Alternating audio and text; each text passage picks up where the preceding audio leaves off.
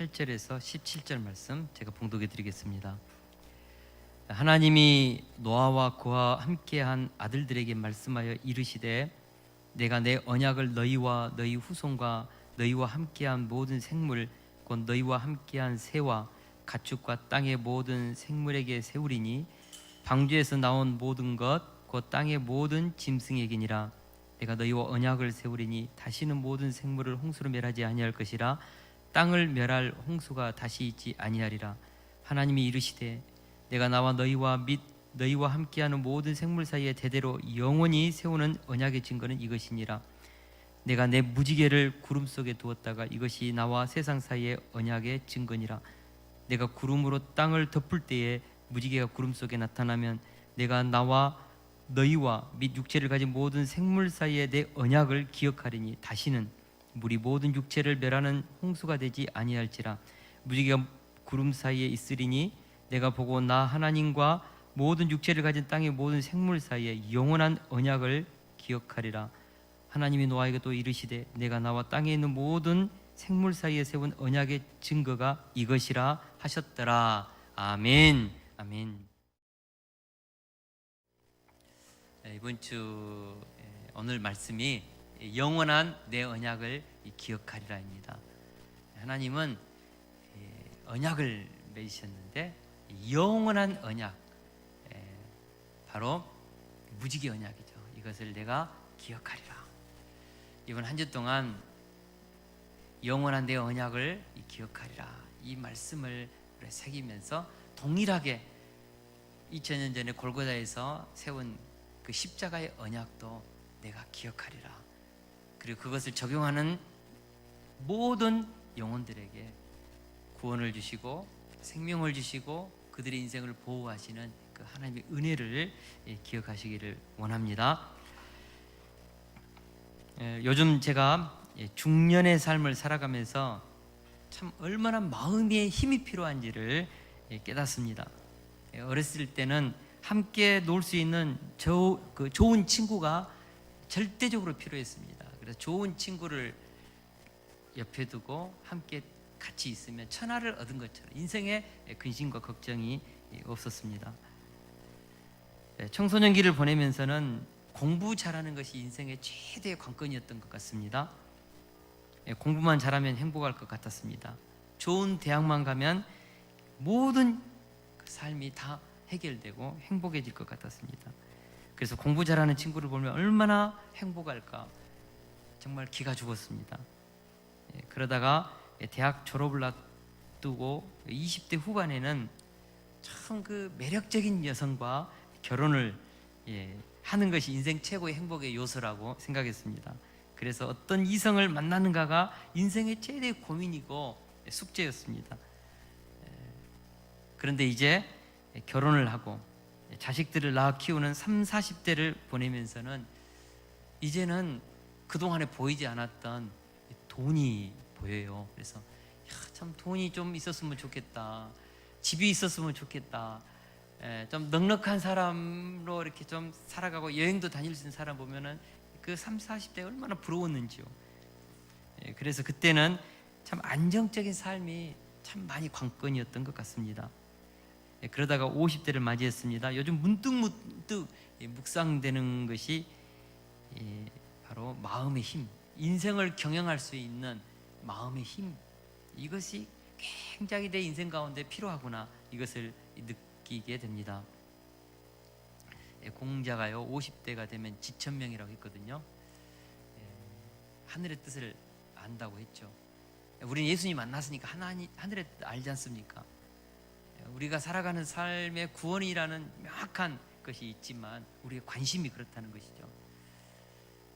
공자는 60이 되면 이순이라고 했는데 순리를 따라서 살 수 있는 힘이 생겼다는 것이죠. 그리고 70대는 종심이라고 했거든요. 마음에 원하는 대로 살아도 법도에 어긋남이 없는 인생을 자유자재로 살았다. 참 대단한 것 같아요. 저는 50대 제 고민은 마음의 힘, 하나님이 주시는 진리를 붙잡고 살 수 있는 그 마음의 힘을 내가 다시 한번 가져야겠다는 생각을 요즘 들어서 많이 합니다. 그래서 영혼이 잘 되는 것이 얼마나 중요한가를 깨닫습니다. 요한 사도는 에베소서 교회의 사랑하는 장로 가이오를 위해서 이렇게 기도했습니다. 사랑하는 자여, 내 영혼이 잘된 같이 내가 범사에 잘되고 강건하기를 내가 간구하노라. 요즘 이 말씀이 얼마나 마음에 깊이 있게 와닿는지요. 영혼이 잘될 때 모든 인생의 환경도 육체적인 삶도 잘 된다는 것이죠. 도대체 영혼이 잘 된다는 것이 무슨 의미일까? 하나님과의 관계가 잘 이루어져서 마음의 근심과 불안과 두려움이 없이 늘 기쁨의 삶을 산다는 것이죠. 여러분, 하나님과의 관계가요 잘 형성되면 어떤 상황, 어떤 환경에서도 감사하며 살 수 있는 힘이 생기거든요. 잘 되면 감사, 안 되면 더 감사, 그 힘이 생깁니다. 그 세상적인 말로 멘탈이 강하다고 그러거든요. 정신적인 힘, 멘탈이 강한 사람들의 특징이 있거든요. 환경이 바뀌어도 변화를 두려워하지 않습니다. 사람 눈치 보지 않습니다. 왜냐하면 자아가 굉장히 건강하기 때문이죠. 그리고 자기 연민에 빠지지 않습니다. 특별히 과거에 매여서 그것에서 에너지 빼앗기고 그렇지 않습니다. 멘탈이 강한 사람의 특징이죠. 동일합니다. 영혼이 잘 되는 사람들의 특징은 어떤 환경 상황에서도 어떤 삶의 변화의 어떤 지점에서도 거기에 삶에 빠지지 않고 뚫고 나갈 수 있는 그런 능력이 있다는 것이죠. 저는 영혼이 잘된 사람의 조금 세상적인 용어로 말하면 멘탈이 강한 사람이다. 영혼이 잘된 사람은 굉장한 그 생각의 힘, 마음의 힘, 감정의 힘, 그리고 하나님이 원하시고 기뻐하신 삶을 선택하면서 살아갈 수 있는 그 힘이 있다는 것이죠. 도대체 영혼이 잘 되기 위해서는 어떻게 해야 되는가? 바로 하나님의 말씀이 내 생각의 기준이 되고 하나님의 말씀이 내 언어가 되는 것이죠. 로마서 8장 5절에서 6절 말씀입니다. 우리 같이 한번 읽어보겠습니다. 시작. 육신을 따르는 자는 육신의 일을, 영을 따르는 자는 영의 일을 생각하나니 육신의 생각은 사망이요 영의 생각은 생명과 평안이니라. 아멘. 제가 우리 김건 집사님하고 성경 공부하면서, 집사님 이 말씀 하가다 해봐요. 다른 거 하가다 하지 말고 이 말씀 하가다 하면서 계속 어렵고 힘들 때마다 읊조려보라고 권면을 했는데 수첩에도 탁 써가지고 이 말씀을 하가다 한다고 해서 너무 감사했습니다. 여러분, 우리가 영혼이 잘 된다는 것은 무엇을 말합니까? 영혼이 잘 된다는 것은 육신의 생각을 하지 않고 영의 생각을 하는 사람입니다. 영의 생각을 한다는 게 뭘까요? 성령의 생각을 한다는 것이죠. 성령의 생각을 한다는 것은 무엇입니까? 무엇이죠? 성령의 감동으로 기록된 말씀이 우리 생각의 기준이 되는 것이죠. 여러분, 우리가요 성령의 생각을 하면 우리의 영혼이 멘탈이 강해지고 마음이 힘이 생깁니다. 영혼의 에너지가 생깁니다. 인간은 하나님이 그렇게 창조했습니다. 우리는 주일이면 하나님과 교제하기 위해서 예배의 자리로 나옵니다. 하나님과 교제한다는 것이 무엇입니까? 하나님과의 관계를 다시 점검하는 시간을 갖는 것입니다. 말씀에 어긋난 삶의 방향을 다시 하나님께로 정조준하고 하나님을 서운하게 했던 삶을 회개하고 돌이키는 것이죠. 오늘 이 시간에 우리는 고칠 것은 고치고 다시 우리의 삶 가운데 어그러진 것은 다시 한번 굳게 세우는 것이죠. 오늘 이 예배를 통하여 하나님과 우리 사이의 마음의 조율이 이루어지기를 원합니다.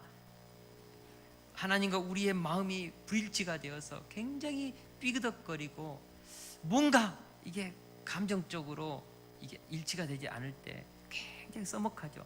여러분, 부부 사이에서도요 이 감정의 조율, 마음의 조율이 되지 않으면요 서로 함께 한다는 것이 굉장히 힘겹고 대화가 힘겹고 같은 집에 사는 것이 힘이 겹거든요. 똑같습니다. 하나님과의 마음이 조율이 된 사람은요 인생을 살아가는데 거침이 없습니다. 변화에 두려움이 없습니다. 어떤 사람의 말을 듣고 인생에 불확실함이 있어도 하나님과 마음이 조율되고 교통의 문이 열린 사람은, 하나님과 관계가 잘 된 사람은 힘있게 살아가는 것이죠. 영혼의 힘, 생각의 힘, 감정의 힘, 언어의 힘이 생긴다는 것입니다. 할렐루야. 요즘 우리가 세상을 살아가면서 얼마나 쉽게 보고 듣고 느끼는 이 세상의 물질 문명에 오염이 쉽게 되는지요. 얼마나 빠르게 세상의 그 가치관이 우리의 그 믿음의 가치관을 흔들어 놓는지요. 견물생심이라고 했거든요. 오늘 선포된 이 말씀을 지금 귀로 듣습니다. 근데요, 예배가 끝나고 나가는 순간요, 들었던 이 소리로 전달된 이 지식이요, 순식간에 사라져요. 뇌에 저장되지 않습니다. 마음에 기록되지 않습니다. 새겨지지 않습니다. 그리고 바깥에 나가면은 무엇이 우리의 인생을 이끌어갑니까? 상황, 환경, 아내가 툭툭 던지는 말, 자식들이 막 그냥 막 그 순종하지 않는 그 모습들, 세상 사람들이 막 우리 속에 던지는 그런 말들, 이것들이요, 우리의 생각과 우리의 감정을 끌고 가버리는 것이죠. 하나님의 말씀이 우리의 인생을 주관하지 않습니다. 이 시간은 하나님의 말씀 속에 머물겠죠. 그러나 문 밖에 나가는 순간 환경과 상황이 우리를 주장하죠. 현실이 우리를 끌고 가버립니다. 그토록 하나님을 사랑한다고 고백하고 믿음으로 살겠다고 결단하지만 그 신앙이 현실적인 문제와 상황 앞에 제대로 작동이 됩니까? 하가다 하면서 말씀을 읊조리고 말씀을 읽고 기도하면서 나의 믿음의 힘이 나의 삶을 항상 감사와 기쁨과 평화로 끌고 갑니까?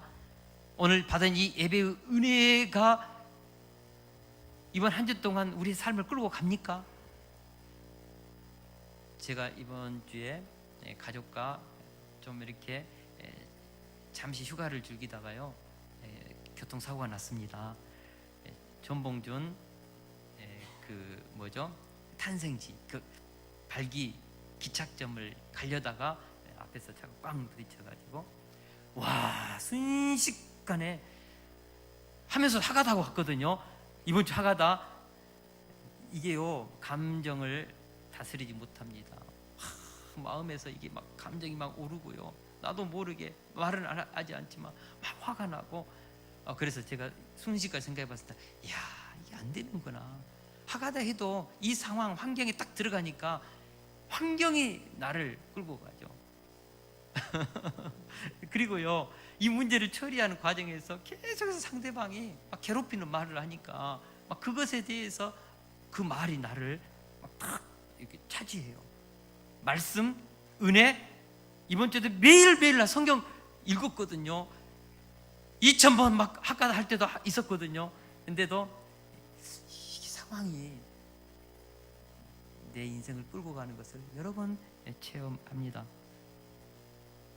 요즘 자녀들과의 관계도 쉽지 않아 끙끙거리는 시간이 많습니다. 아내와의 관계도 날마다 롤러코스터를 타는 것처럼 감정의 흔들림이 있습니다. 교회와 기독 사관학교를 섬기는 일도요, 어쩔 때는 막 지칠 때도 있어요. 주변에서 그렇게 견실했던 교회가 무너지고 있다는 소식을 들으면서 그렇게 존경했던 목사님의 삶이 한순간에 참 어려워지는 것을 보면서 많이 저도 그것이 마음속에 이렇게 감정 속에 오는 것을 느낍니다. 우리 교회는 앞으로 어떻게 될까? 나의 목회는 어떻게 될까? 이 걱정이 될 때가 많습니다. 그래서 제가 그제 저녁에 제 아내한테, 여보, 나 영적 우울증이 온 것 같다고 했습니다. 자신의 인생을 경영해 나가면서 가정에서 아내의 남편으로, 자식의 아빠로, 교회에서 성도들의 영적 지도자인 목회자로 살아가는 저의 삶에 대해서요, 어느 순간 자신감이 없을 때가 있어요. 자신감이 막 없어요. 이런저런 생각을 하면서 50대 중년의 무게감을 나는 어떻게 감당해야 할지 제가 참 말씀을 묵상하면서 생각을 해봤습니다. 답은 한 가지입니다. 하나님과의 관계에 더 집중하자는 것입니다. 아내가 저녁 저녁에 금식 기도해야겠다고 이렇게 석자 스치면서 얘기를 했어요. 아니 왜 금식 기도해? 그랬더니 하나님께서 그런 마음을 주신다고. 사실 저에게도 주셨거든요. 그래서 나도 참 금식 기도하면 좋겠다, 다시 정말 하나님과 깊이 있는 관계로 좀 들어가면 좋겠다 그랬는데, 마침 아내하고 영적인 이런 코드를 맞추면서 저도 이제 좀 금식 기도하면서 하나님께 좀 깊은 기도의 세계로 들어가고 다시 한번 하나님과의 영적 관계를 좀 회복해야겠다, 그런 마음을 갖습니다. 그래서 하나님께 내 생각을 드리고 마음을 드리고 언어와 삶의 습관을 드리면서 이번 가을에 나의 삶에 좀 그리스도의 계절이 풍성하게 오게 해야겠다고 그렇게 마음에 결심하게 됩니다. 영혼이 강건할 때 중년의 삶의 무게감을 넉넉히 이겨낼 수 있습니다. 내 영혼이 하나님께 친밀하게 붙어있고 의존되어 있을 때 내 생각과 감정과 언어와 삶의 모든 행동에 에너지가 생기고 능력을 발휘하게 된다는 것이죠. 마음의 힘, 생각의 힘, 긍정적인 감정의 힘, 언어의 힘, 삶의 습관의 힘은요 다 하나님과의 관계에서 옵니다. 하나님 우리를 그렇게 살게 했습니다. 에덴 동산은 다른 곳이 아닙니다. 하나님과 영적 교제가 계속되는 기쁨의 동산이죠. 그러나 영적인 교제가 끊겼을 때 에덴 동산에는 수치심, 외로움, 두려움, 억울함이 가득한 고통의 장소가 되었습니다. 여러분, 아무리 좋은 집에 살고요, 내가 정말 좀 건강도 하고 시간도 많고 좀 물질적으로 넉넉해도요, 하나님과의 관계가 깨져버리잖아요. 그럼 그 영혼의 허탈함, 그 영혼의 참 그 허무함이 슬슬 이렇게 밀려오거든요. 맛있는 밥 먹어도 좋은 거 누려도 기쁨이 없어요. 솔로몬이 다 해봤습니다. 모든 거 다 해봤습니다. 결론이 헛되고 헛되며 헛되고 헛되니 다 헛되다. 여러분, 하나님과의 관계가 무너지면요, 삶을 살아갈 그 가치, 내 인생의 존재의 의미가 사라지기 시작합니다. 얼마나 산다는 게 허무한지요. 삶의 힘은 에덴 동산과 같은 환경에서 오는 것이 아니라 그것보다 더 중요한 것은 하나님과의 관계에서 옵니다. 할렐루야. 왜 아담과 하와가 기쁨의 동산에서 추방되었습니까? 왜 노아의 시대에 대홍수 심판이 있었습니까? 하나님과 영적 교제를 잃어버린 세상이 되었기 때문입니다. 왜 노아의 시대에 사람의 죄악이 세상에 가득했을까요? 왜 그때 사람들의 마음으로 생각하는 모든 계획이 항상 악했을까요? 왜 하나님께서 노아 시대의 사람들을 향하여 내가 사람 지었음을 후회하고 한탄했을까요? 사람이 하나님과 교제가 끊어지면서 육체가 되었기 때문입니다. 여러분, 인간은 영혼을 가진 존재입니다. 그래서요, 인간은 육체적 본성으로 살아갈 수도 있겠죠. 순간순간 그 육체가 주는 그 순간의 기쁨, 쾌락의 힘이 있습니다. 얼마나 그 먹는 힘이 큰 재밌는지. 제가요 21일 금식 기도할 때 인생에 먹는 시간을 빼버리니까 너무너무 인생이 심심한 거예요. 여러분, 먹는 재미도 있습니다. 근데요, 그 육체의 그 즐거움도요, 영혼의 하나님과 교통에서 오는 영혼의 즐거움, 기쁨, 존재적인 가치를 향하는 영성의 삶이 무너지면요, 육체의 본능적인 삶은요 의미가 없습니다. 자꾸 자극을 추구하다가 중독에 빠지고 깊은 타락으로 떨어지는 것이죠. 하나님은 우리를 영혼을 가진 존재로, 영적인 존재로 창조했습니다. 하나님의 형상을 가진 거룩한 존재로 창조했습니다. 동물과 다른 우리는 영혼의 존재죠. 사람은 하나님과 교통할 때 영혼이 살아나고 영적인 존재로서 거룩한 삶을 살아가는 힘을 얻게 된다는 것입니다. 다시 한번 말씀드립니다. 하나님은 우리를 그렇게 창조했습니다. 육체로 살아가면 피폐해집니다. 사는 것이 피폐해져요. 그러나 하나님과 교통하면서 영혼이 살아나면 그 마음의 힘, 생각의 힘, 그 영혼의 기쁨이 있거든요. 그것입니다. 이것을 깨달았던 어거스틴이 이렇게 고백했습니다. 당신은 우리를 당신을 향해 살도록 창조하셨으므로 우리의 마음이 당신 안에 쉴 때까지는 편안하지 않습니다. 그렇게 고백했습니다. 하나님이 내 삶의 주인이 되어서 내 생각과 내 감정과 의지를 만져주시고 내 언어를 교정해 줄 때 우리는 비로소 인간다운 삶을 살 수 있다는 것입니다. 내 영혼에 하나님이 오시지 않고서는, 내 영혼에 하나님과의 관계가 회복되지 않고서는 결코 육신의 삶에 만족이 없다는 사실을 깨달을 수 있기를 축원합니다. 왜 노아가 대홍수 심판이 끝났을 때 가장 먼저 육지에 발을 내딛는 그 삶의 첫 행동이 예배를 드리는 거였을까요? 첫사람 아담은 눈을 떴을 때 그 세상은 아름답고 모든 것이 풍족한 에덴의 한 복판이었습니다. 그래서 제가 묵상해 봅니다. 아담이 눈을 떴을 때, 하하가 눈을 떴을 때 하나님이 창조한 그 아름다운 에덴을 보면서 얼마나 황홀했을까. 그들의 첫날은 황홀하고 기쁨이 넘쳤습니다. 그러나 노아는 대홍수가 끝나고 하나님께서 그 방주의 문을 열어주어서 첫 땅을 밟았을 때 어떤 광경이었을까? 상상해 보십시오. 모든 생명, 호흡 있는 것이 다 홍수에 쓸려서 죽었습니다. 곳곳에 동물의 뼈다귀들, 인간의 해골 바가지들이 있지 않았다는 보장은 없지 않습니까? 곳곳에 쓸려서 앙상하게 말라버리는 뿌리, 그 나무 뿌리들, 가지들. 노아가요 방주문을 열고 맞이한 그 첫 세상은 너무너무 황량한, 스산한, 마치 그 핵폭탄이 터져가지고 그 방사능의 낙진으로 폐허가 된 세상에서 첫 섰던 인류처럼 그런 마음이 들었을 거예요. 노아는 알았습니다. 첫 스산하고 황량한 심판 이후에 첫 삶을 시작하면서 하나님이 창조한 이 세상에서 피조물로 살아간다는 것은 하나님과의 관계의 혁신 없이는 죽음의 땅이라는 것을 알았을 것입니다. 하나님과의 관계가 끊어질 때 사람은 살 가치를 잃어버린다는 것을 알았을 것입니다. 그래서 노아의 첫 시작이 예배였습니다.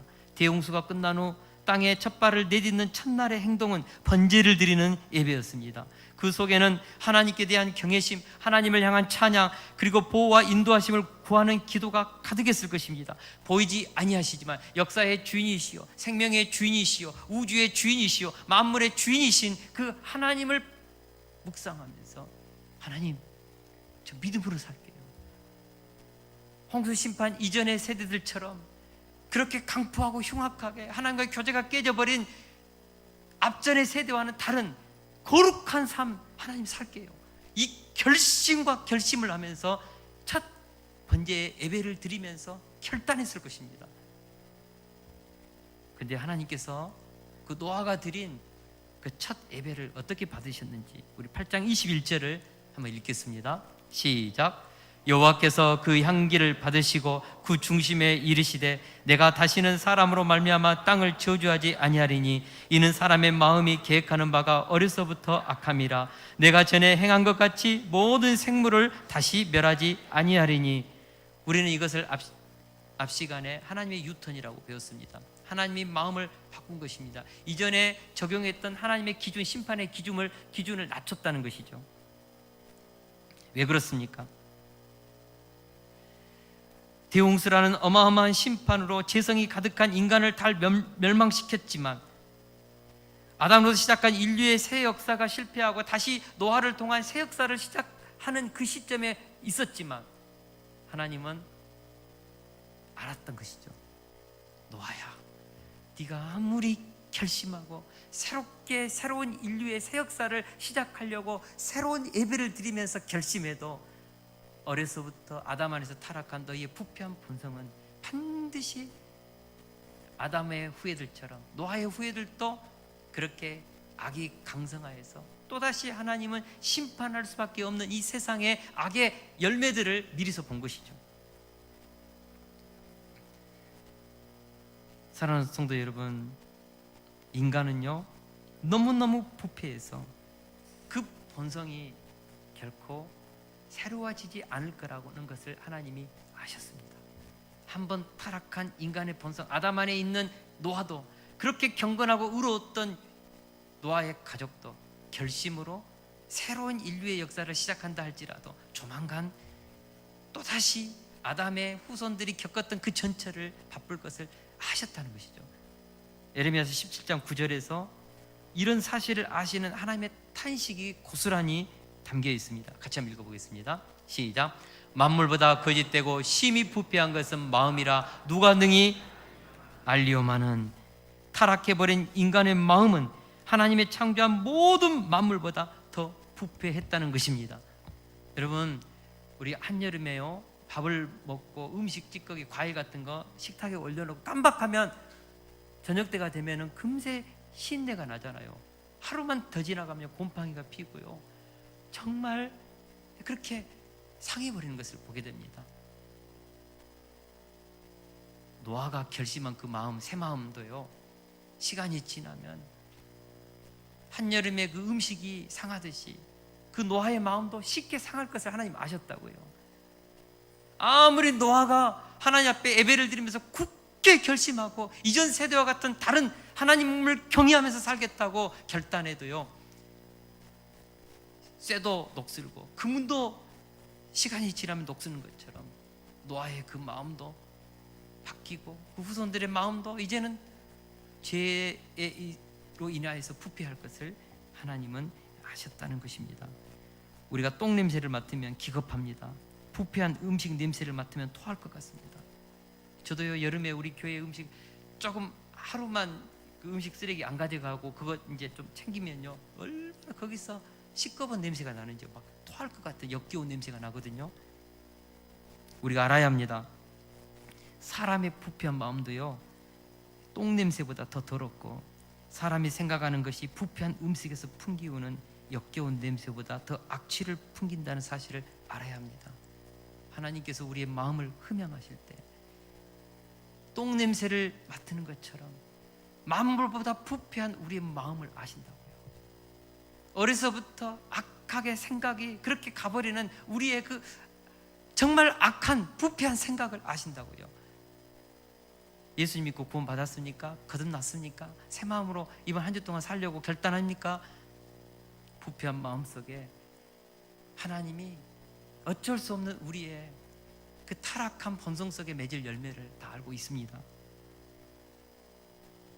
다시 말해서 홍수 심판을 통해서 악한 세상을 대청소했음에도 불구하고 사람의 마음에 계획하는 바가 너무나도 악하다는 것을, 어찌할 수 없다는 것을, 심판으로도 안 된다는 것을, 그 어떤 심판으로도 안 된다는 것을 아셨습니다.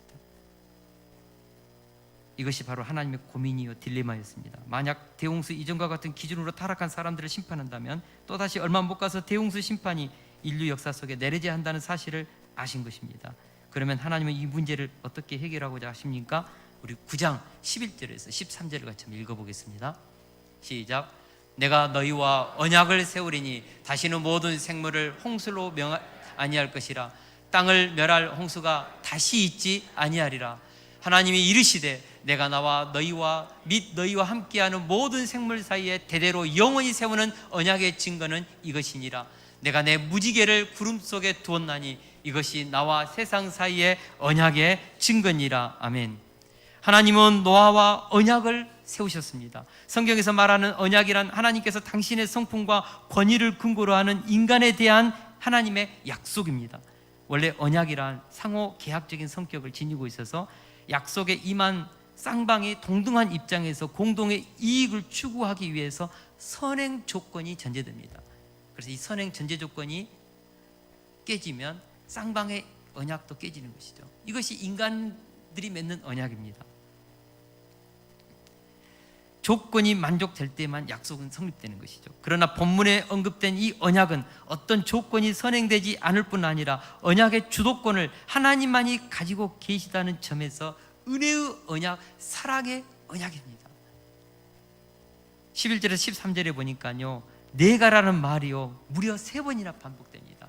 내가 이렇게 하겠다, 내가 이렇게 하겠다, 내가 이렇게 하겠다. 무엇입니까? 이것은 더 이상 물로 인간을 멸망시키지 않겠다는 이 언약은 인간과 상의하거나 타협하며 맺지 않고 오직 하나님의 무조건적이며 주권적인 결정에 따라서 하나님이 체결했다는 것이죠. 사람이 선하게 하고 좋게 말씀에 순종하면 이 언약이 성립되는 쌍무 언약이 아니라 일방적으로 하나님이 자기 성품에 자기 자신의 맹세를 하고 나서 나는 나 자신의 이름을 걸고 하나님의 이름을 걸고 이 언약을 인간이 어떻게 행동하든 어떻게 나오든 나는 상관하지 않고 이 언약을 지키겠다, 그 뜻입니다. 여러분, 구원의 원동력은 하나님의 무조건적인 사랑과 주권적인 의지에서 시작됨을 여기서 깨닫게 됩니다.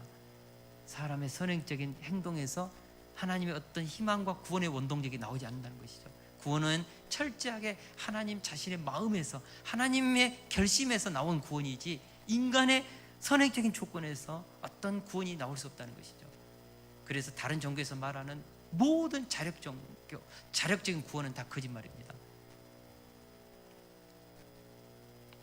생각해 보십시오.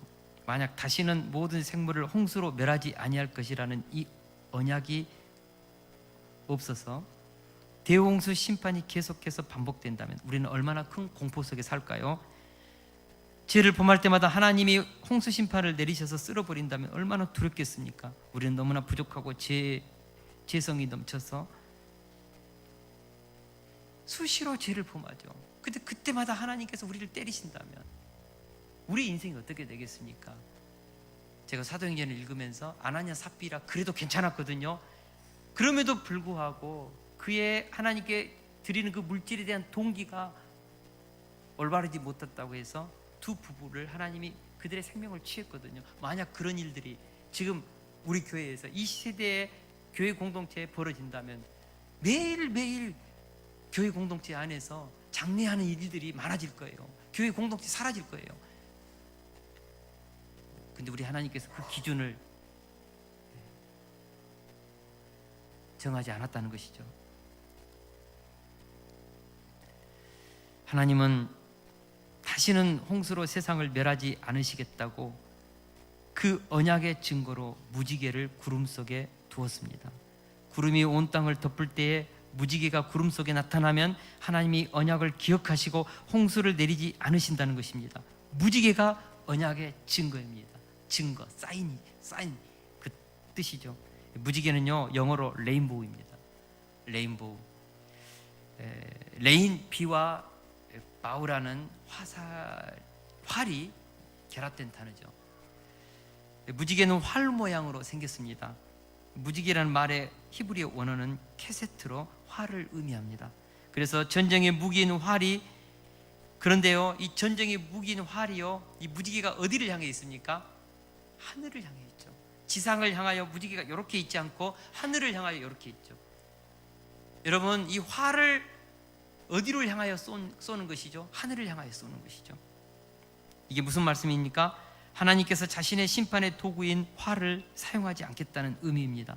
공의로우신 하나님의 성품상 죄를 보면 진노를 쏘아 부을 수밖에 없습니다. 그러나 하나님은 화가 났다고 해도 이 무지개를 보면서 자신의 언약을 기억하시고 이 공의의 감정에 끌어오르는 이 분노를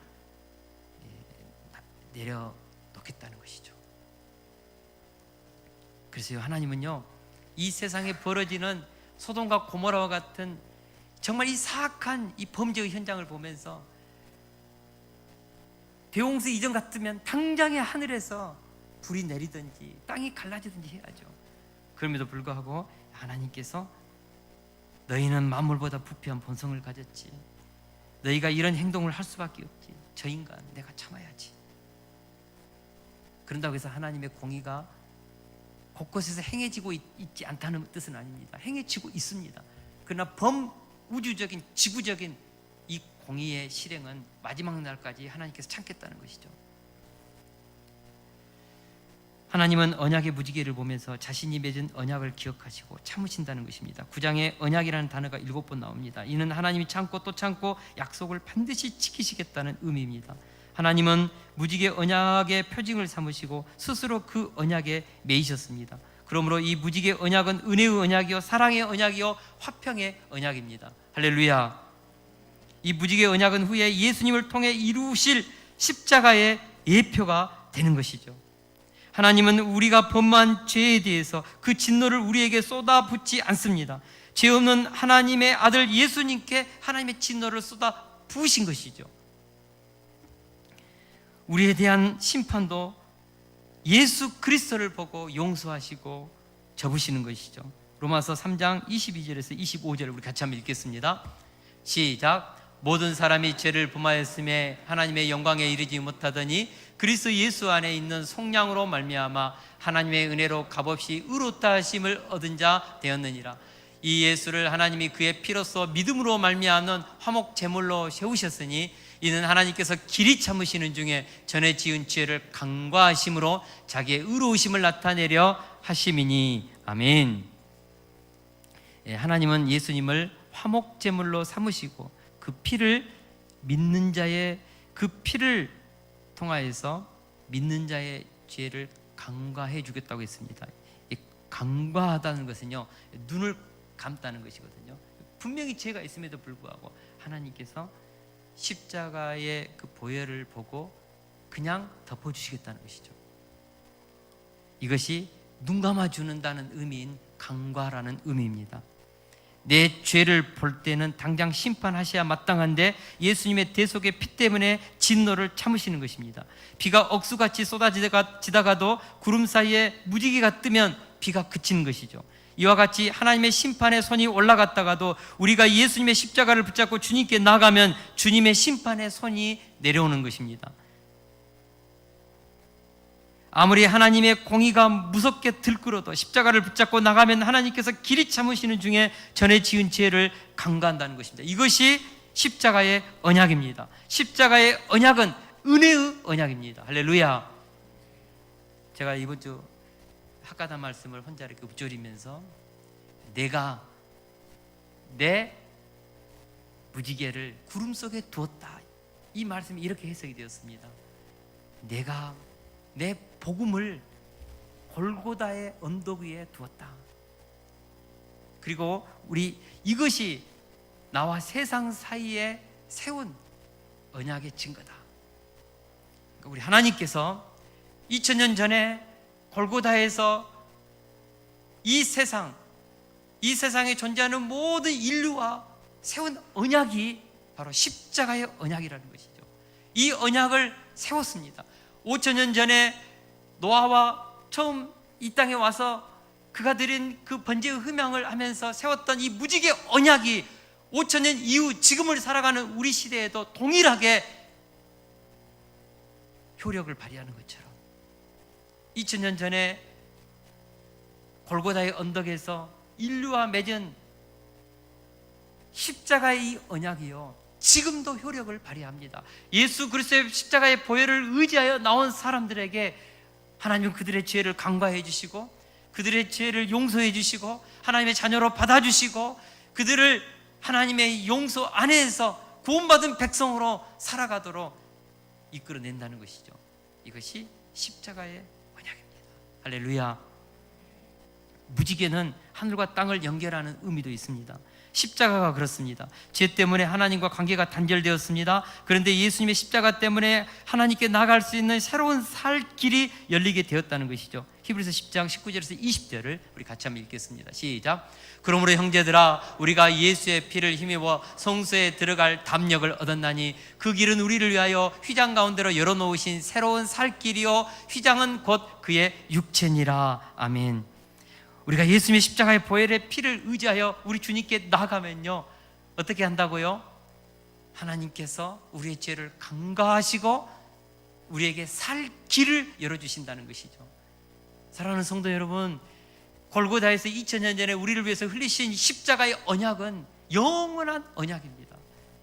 이 언약을 의지하여 나아가면요, 살 길이 열립니다. 아무리 모든 사람들이 저 사람은 안 돼, 희망이 없어 라고 한다 할지라도 그가 예수님의 십자가를 의지하여 나가면 그 사람의 인생에 살 길이 열립니다. 미래가 있습니다. 축복의 문 열립니다. 모든 사람이 어떻게 저것도 인간이냐라고 말한다 할지라도 그 사람이 언약의 복음 십자가를 의지하여 나가면 하나님 그 사람 인생을 다시 회복시키시고 용서하시고 받아주신다는 것이죠. 살 길이 열린다는 것입니다. 할렐루야. 그러므로요, 우리는 십자가를 붙잡되어 담대히 붙잡고 하나님께 나가야 됩니다. 십자가를 뻔뻔스러울 정도로 매일매일 믿음으로 붙잡고 하나님께 나가야 합니다. 할렐루야. 십자가는 무지개 언약보다도 더 효력이 있는 구원의 언약의 증거이기 때문에 그렇습니다. 여러분, 십자가의 언약은 화평의 언약입니다. 이 예수님의 사랑, 이 화평의 언약 때문에 우리가 지금도 심판받지 않고 은혜로 살아가고 있습니다. 우리가 수시로 허물과 실수로 죄에 넘어집니다. 그러나 우리가 다시 일어나서 새롭게 사명을 감당할 수 있는 것은 이 십자가의 언약 때문입니다. 사랑하는 성도 여러분,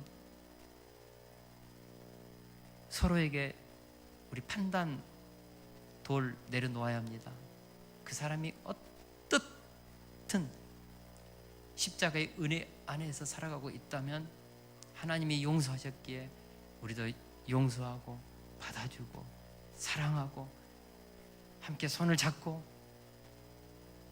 하나님 원하시고 기뻐하시는 그 인생을 길을 가야죠. 할렐루야. 제가 어제 유튜브에서요, 개그맨 박성호의 간증을 들었습니다. 제목이요, 엘리베이터에서 일어난 일이거든요.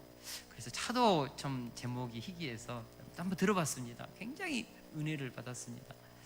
이분이 한때 그 개그 콘서트에서 한 코너에서요 엄청나게 인기를 누렸습니다. 전 국민이 알 정도로. 그런데요, 개인적인 범죄는 아니지만 세상에 알려지면 개그 콘서트를 그만두고 아예 개그맨의 직업을 그만두어야 할 정도로 치욕스러운 어떤 죄를 지었다고 해요. 고백은 안 하지만은. 그래서 이것이 알려지면 자기는 공인으로서 살 수 없다는 것이죠. 이것 때문에 이것이 이제 혹시라도 터지면 자기 인생은 여기서 끝인데, 그것 때문에 매일매일 두려워서 잠을 자지 못하고 어쩔 때는 이틀 동안 그것을 생각하면 그 번뇌와 고민 때문에 잠을 못 잤다고 그럽니다. 그 많은 날들 속에서 앞으로 이 일이 터지면 이제 내 인생의 명예와 모든 것이 다 끝이 나고 우리 가족도 생계가 막힐 건데 청소부를 하면서 이 가족을 살려야 되나 이런저런 생각을 하면서 어느 날 아들 그 유치원에 데려주기 위해서 그 7층에서 딱 그 엘리베이터 타고 내려오는데요, 갑자기 그런 생각이 들더래요. 도대체 인생이 뭐냐, 산다는 게 뭐냐, 그 인생에 대한 본질적인 질문을 혼자 했대요. 너무 허무하니까. 그런데 갑자기 막 이상한 느낌이 들어서 눈을 이렇게 들어봤어요, 엘리베이터에서. 그랬더니요, 갑자기 영안이 열리고 하늘이 보이더니 천국이 확 보이기 시작했대요. 천국이 보이면서 너무 황홀하고 기뻐서 와. 근데 그때 하늘에서 이런 느낌의 음성을 들었다고 합니다. 너는 죽으면 갈 곳이 있으니까 마음을 편하게 가져라. 마음을 편하게 가져라. 너는 죽으면 천국이 너는 보장돼 있다. 그래서 마음이 편해지면서 옆을 보니까 자기 아들이 또 옆에 같이 서 있더래요. 너무너무 감사해가지고 이제 1층에 딱 내려가지고 엘리베이터 문이 열렸는데요, 바로 바깥에 나가가지고 자기 아들 정민이를 안고 엉엉 울었다고 합니다.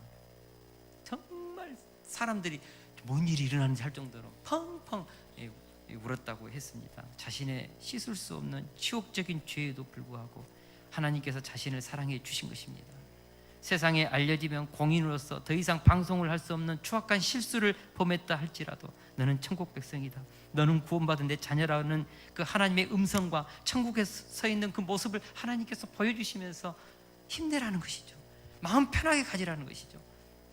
저는 이것이 우리 하나님께서 우리에게 허락해 주신 무지개 언약이라고 믿습니다. 저는 이것이 바로 우리를 위해서 우리 하나님께서 허락해 주신 십자가의 언약이라고 믿습니다. 개그맨 박성원 씨는요, 이 영적 체험을 통해서 다시 일어날 수 있었다고 했습니다. 우리의 죄성에도 불구하고 심판을 보류하시면서 여전히 나는 너를 사랑한다 무지개 언약을 주신 하나님을 찬양합니다. 우리의 타락한 본성으로 말미암아 맺혀진 죄의 열매 때문에 심판할 수밖에 없는 상황임에도 불구하고 골고다에서 흘리신 예수님의 보혈의 피를 보면서 우리의 죄를 간과하시는 십자가의 언약 앞에 감사와 찬양을 드립니다. 우리 16절을 읽고 이제 말씀을 맺겠습니다. 시작. 무지개가 구름 사이에 있으니 내가 보고 나 하나님과 모든 육체를 가진 땅의 모든 생물 사이에 영원한 언약을 기억하리라. 하나님은 무지개 언약을 영원한 언약으로 말씀하셨습니다. 영원한 언약이다. 예수님이 다시 재림할 때까지 나는 이 언약을 영원한 언약으로 뭐라 하겠습니까? 기억하리라. 이 기억하다는 것은 언약의 주체자이신 하나님께서 자신이 세우신 언약을 결코 변경하거나 잊지 않으시겠다는 결심입니다. 여러분, 하나님께서 성경에 약속된 모든 언약은 영원한 언약으로 하나님이 기억하고 있습니다. 변경이 없습니다. 아무리 다윗이 밧세바를 범하고 우리아를 죽여도 다윗과 맺은 이 언약은 변치 않아서 결국은 다윗 가문을 통하여 예수님이 오셨습니다. 하나님이 우리를 위해서 맺은 이 5,000년 전에 노아와 맺은 이 무지개 언약은요 지금도 유효하죠. 2000년 전에 골고다에서 인류와 맺은 십자가의 언약, 이 언약은 지금도 유효합니다. 적용만 하면 누구든지 사는 것이죠. 제가 성도님께 자꾸 그러지 않습니까? 인간은 죄 때문에 망하는 법 없습니다. 인간은 죄 때문에 망하지 않습니다. 십자가를 적용하지 않아서 망하는 것이죠. 인간은 죄 때문에 심판받지 않습니다. 십자가를 적용하지 않아서, 십자가를 붙잡지 않아서 심판받고 저주받아서 지옥의 불구덩이에 던져지는 것이죠. 사랑하는 성도 여러분, 하나님은 자신이 인류와 세운 이 언약을 영원한 언약으로 기억하시겠다고 했습니다. 그러므로 우리도 하나님이 세우신 이 언약을 붙잡고 이 언약에 충실해야 한다고 믿습니다. 역대상 16장 15절 말씀 같이 한번 읽어보겠습니다. 시작. 너희는 그 언약 곧 천대에 명령하신 말씀을 영원히 기억할지어다. 하나님께서 우리와 맺으신 이 언약은 천대까지 우리가 지켜야 될 언약이죠. 천대까지도 변함없이 우리에게 은혜를 흘러보내는 하나님의 언약이죠. 이 언약을 우리가 다시 한번 이번 한 주 동안 학가다 하면서 읊조릴 수 있기를 축원합니다. 이 언약을 다시 한번 우리가 기억하기를 원합니다. 십자가의 언약, 지금도 유용하고 지금도 죽어가는 영혼을 살리는 이 언약, 예수 그리스도의 이름 안에서 하나님이 원하시면 지금도 그 언약 안에서 우리를 고치고 치유하시는 하나님의 능력의 그 은혜의 흐름을 우리는 지금도 믿어야 합니다. 할렐루야. 십자가의 언약은 하나님과의 관계를 여는 맞는 키인 것이죠. 십자가는 약속된 복음을 내 삶과 연결하는 접촉점입니다. 여러분, 십자가 안에서 하나님과의 관계의 문이 열려야 축복의 문이 열립니다. 십자가를 통하여서 하나님과 친밀한 은혜의 문이 열려야 우리 미래에도요 은혜의 문이 열리는 것이죠. 이번 한 주 동안요, 이번 말씀을 읊조리면서 하나님과의 관계에 친밀한 문을 여십시오. 하나님과의 관계가 깊어지면요 두려움이 없습니다. 할렐루야. 하나님과의 관계가 깊어지면요 근심이 떠나고 염려가 사라집니다. 그리고 무엇이 임합니까? 평안이 임합니다. 평안. 육신의 생각은 사방이요 영의 생각은 생명과 평안이라고 했습니다. 하나님은 우리에게 평안을 주십니다. 샬롬. 이 샬롬으로 세상을 정복하고 모든 상황과 환경을 정복하고 다스리는 저와 여러분이 될 수 있기를 주의 이름으로 축원합니다.